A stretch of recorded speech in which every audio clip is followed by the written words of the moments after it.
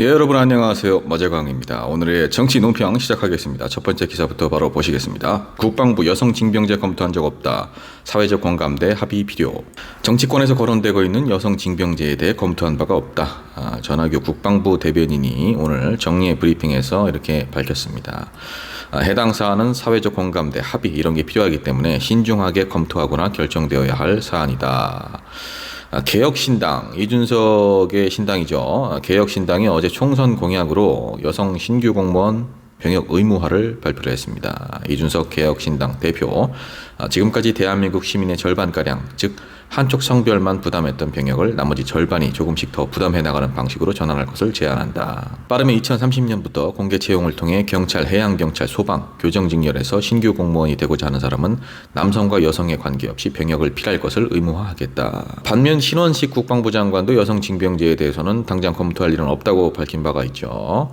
지난해 11월 출입기자단 간담회에서 인구 흐름을 보면 10년 뒤 2차 인구 절벽이 오는데 그 전에 대안을 마련해야 한다.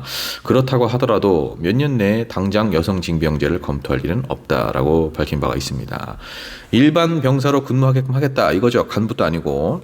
우리가 지금 저출생이 굉장히 심각합니다. 현역에 입대할 인구가 계속해서 줄어들고 있기 때문에 사실 머지않은 시일 내에 모병제로의 전환이라든지 군 체제 대대적으로 좀 정비를 한다든지 여성들의 입대 이런 것까지도 이제 검토를 해봐야 될 그런 상황이 온 건 맞지만, 이준석이라는 사람은 참 2030 남녀 갈라치기로 본인의 지지율을 올리고 그걸 이용해서 윤석열 정권을 탄생시키는데 크게 일조를 한 사람 아니겠습니까? 그런데 이번 총선에서 또다시 남성들의 어떤 군 복무 기간으로 인한 상대적인 박탈감이라든지 남녀 성 갈등이라든지 이런 것들을 교묘하게 이용을 하고 있습니다. 남성분들이 단순히 여성도 이제 군대를 가게 될 것 같다라고 마냥 좋아할 만한 일은 아니에요. 그로 인해 발생될 수 있는 여러 부작용들을 충분히 다각도로 검토를 해봐야 될 일이고 굉장히 신중하게 접근할 일입니다. 공무원에 임용이 되려면 군필자여야 한다. 여성들도 공무원을 하려면 군대를 가라. 이 허울 좋은 문구 2030 남성들의 표를 얻으려고 하는 이준석 개혁신당 대표의 전형적인 수법, 갈라치기 수법에 불과하다고 저는 생각합니다. 우리가 한 번 당했으니까 두 번은 당하면 안 됩니다. 물론 군인이나 경찰, 해양경찰 이런 특수한 직렬은 여성들도 굉장히 신체 능력을 좀 고강도로 훈련을 해야 되는 그런 필요성은 저도 지극히 공감을 하는 바이고, 신체 검사 자체도 굉장히 좀 수준이 낮은 걸로 알고 있어요. 그런 부분들은 개선이 되어야 할 것은 맞지만 그것을 군대와 연결을 한다? 그리고 한쪽 성별만 의무를 부담하는 건 아니다. 이런 식으로 갈라치기를 하는 거, 글쎄요, 전형적인 총선 표심 얻기 수법이 아닌가 그런 생각을 다시 한번 해봅니다. 자, 다음 기사. 한동훈, 이재명 때문에 70일 남기고도 선거제 못 정하는 민주당. 한동훈 국민의힘 비상대책위원장, 더불어민주당이 이재명 대표와 그 주변 인사들 때문에 선거 제도에 대한 입장을 결정하지 못하고 있다라고 비판을 하고 있습니다. 선거가 70일 남았는데도 선거제를 정하지 못하고 있는 건 민주당 때문이다. 이건 의견이 아니라 팩트다.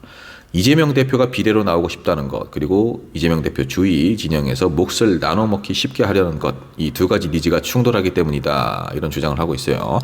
민주당은 이번 총선에서 이 대표를 지켜줄 사람끼리만 아주 소수 정예로 모이겠다는 것 같다. 반대로 국민의힘은 자유민주주의에 찬성하는 입장이라면 다양한 생각을 가진 많은 분이 모여서 국민의 삶을 개선하는 게 목표다. 국민의힘은 위성정당 폐해를 부른 준연동형 비례제를 폐지하고 기존의 병립형으로 회귀하자는 입장인데, 민주당은 소수 정당의 원내 진출을 용이하게 하는 현행 비례제를 지키자는 의견도 있기 때문에 입장을 결정하지 못하고 있는 겁니다. 한동훈 위원장이 다양성을 언급을 했어요. 다양성을 추구한다는 사람이 소수 정당은 다 죽이려는 병립형으로의 회귀를 추진합니까? 한동훈 위원장이 주장하는 다양한 생각을 가진 많은 사람이 모여서 국민의 삶을 개선하는 것, 이것은 오직 국민의힘이라는 기득권 덩어리에만 적용이 되는 겁니까? 이재명 대표 입장에서도 쉽지 않죠. 국민의힘에서 준연동형 비례대표제 폐지를 하고 거대 정당에 유리한 병립형으로의 회귀를 지금 도모를 하고 있는데, 민주당에서 소수 정당들과 국회 다양성을 위해서 병립형 회기를 반대를 하자? 이거는 사실 국민의힘에 그냥 의석을 내주자, 국민의힘이 이런 식으로 나오기 때문에 그런 것과 같을 수가 있어요.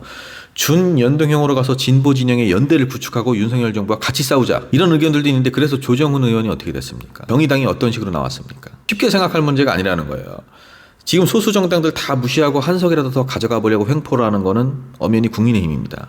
민주당 입장에서는 병립형으로 안 가자니 윤석열 정권을 견제할 수 있는 국회 의석을 포기를 해야 되고, 병립형으로 가자니 소수 정당들 그리고 지난날 했던 약속들이 걸리고, 참 어려운 선택의 기로에 놓여 있는 건데, 이렇게 지금 선거 제도를 볼모 삼아서 야당을 압박하는 집권 여당의 치졸한 모습, 많은 국민들이 그 진실을 제대로 아셔야 됩니다. 사실 지금의 준연동형으로 가고 위성정당이나 비례정당을 만들지 않겠다는 그런 약속, 확실한 약속을 민주당과 국민의힘 거대 양당이 하면 되는 거거든요. 근데 국민의힘은 그런 생각이 없는 거예요. 그냥 자기네들이 의석을 다 가져야 되니까. 왜냐? 의석을 갖지 못하면 윤석열 대통령, 잘못하면 임기 위험하죠. 그렇기 때문에 지금 이렇게 병립형으로의 회기를 주장을 하는 겁니다. 그리고 말도 안 되는 프레임을 씌워서 이재명 대표와 민주당을 압박을 하는 겁니다. 자, 다음 기사 보겠습니다. 민주당 이재명 피습 수사 의도적 실패, 전면 재수사를 해야 한다. 더불어민주당 이재명 대표의 흉기 피습 사건에 대한 검경 수사를 두고 검찰, 경찰의 왜곡, 부실, 축소 수사는 의도적으로 실패한 정치적 수사다. 전면적인 재수사를 요구를 했습니다. 전면적인 재수사에 나서지 않으면 국회가 할 수 있는 특단의 조치를 할 것이다 라면서 이제 민주당 당대표 정치테러대책위원장이 밝혔습니다. 검찰과 경찰은 야당 대표의 암살 미수 정치테러 사건을 단순 형사사건 정도로 치부하고 테러 주무부처인 국가정보원은 뒤로 숨었다. 정부기관의 사건 축소, 왜곡에 국정원이 직권 남용을 자행한 것이 아닌가. 대책위는 이 사건에서 국정원 측의 역할과 책임, 진상을 규명하기 위해서 정보위원회 소집을 공식적으로 요청한다. 살인 미수 혐의와 공직선거법 위반 혐의가 적용이 됐죠. 그러니까 특정 정치인이 당선되는 걸 막으려는, 그리고 특정 정치인이 공천을 준 사람들도 당선이 되는 것을 막으려고, 그 특정 정치인이 이제 이재명 대표죠. 그런 의도로 이제 범죄를 저질렀다고 보고, 그래서 이제 공직선거법 위반죄가 추가가 된 건데, 배후나 추가 공범이 없다라고 하는데 이제 공범 한 명은 밝혀졌죠. 근데 제대로 조사를 했나 모르겠습니다, 저는. 사실 이게 정말 큰 사건이거든요. 백주 대낮에 제1야당의 대표가 칼에 목을 찔리는 그런 정말 사전에 철저하게 계획된 정치 테러고 살인 미수 범죄인데, 흘러가는 양상을 보니 마치 망상에 빠진 한 사람이 저지른 개인의 범죄 행위 정도로 치부되어지는 그런 형태로 이제 흘러가고 있어요. 이 사건의 본질이 좀 흐려지는, 그리고 무언가 중요한 것을 놓치고 있는 게 아닌가, 그런 생각이 자꾸 듭니다. 자, 마지막 기사 보시죠. 윤석열 대통령 12구 이태원 참사 특별법 거부권을 행사를 했습니다. 제2요구권이라고도 하죠.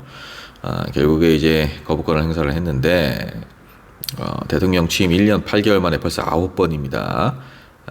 1987년 민주화 이후에 최다 기록이다라는 거죠. 대통령이 이렇게까지 거부권을 행사한 것은요. 결국에는 이제 대통령이 거부권을 행사를 했기 때문에 이태원 특별법은 다시 국회로 돌려보내줘서 재의결을 요구를 하게 됩니다. 도대체 근데 저는 이 법이 통과가 되면은 국민들이 분열되고 불신이 심화된다 이렇게 얘기를 하는데, 그럴 일이 뭐가 있습니까 대체? 이해가 안 가네요. 특별조사위원회는 당연히 필요하죠. 검경이 제대로 수사를 안 했지 않습니까? 관련자들, 책임 있는 사람들, 제대로 처벌받은 사람들 누가 있습니까 도대체? 위원회 구성 11명, 이게 지금 뭐 불공정하다? 여야 그리고 유가족 측 공정하게 인원을 분배를 하는 건데, 이게 도대체 공정성이 훼손될 이유가 뭐가 있습니까? 아니 뭐가 그렇게 자신이 없어서 이러는 겁니까? 유가족들이 지금 재정적인 지원을 받으려고 이렇게 길거리에서 계속 싸우고 있는지 아십니까? 제대로 된 책임 소재를 파악을 하고 처벌을 받을 만한 책임이 있는 사람들은 처벌을 하고, 그에 합당한 처벌을 하고, 이게 그렇게 어려운 일입니까? 국무총리 소속으로 피해지원위원회를 구성을 하겠다. 이제 와서요? 그동안 유가족 몇 번이나 만났습니까? 유가족 이야기를 몇 번이나 들어봤냐라는 거예요. 150명이 넘는 사람이 거리에서 정말 너무나도 허무하게 목숨을 잃었는데, 이 누구 하나, 지금 대통령, 국무총리, 행안부 장관, 서울시장, 경찰청장, 용산구청장, 누구 하나 유가족들에게 따뜻한 손 한 번 내밀어준 사람이 있습니까? 이태원 특별법이 위헌 소지가 있다, 국민의 기본권 침해, 일반 국민을 대상으로 동행명령을 하고 압수수색을 하겠습니까? 어차피 그 대상은 관련된 인물에 한해서잖아요. 이렇게까지 유가족을 짓밟고 싶습니까? 대통령이란 사람이? 자, 여러분, 오늘의 정치 논평 여기까지입니다. 평안한 화요일 밤 보내시고요. 마재강TV 구독, 좋아요 부탁드립니다.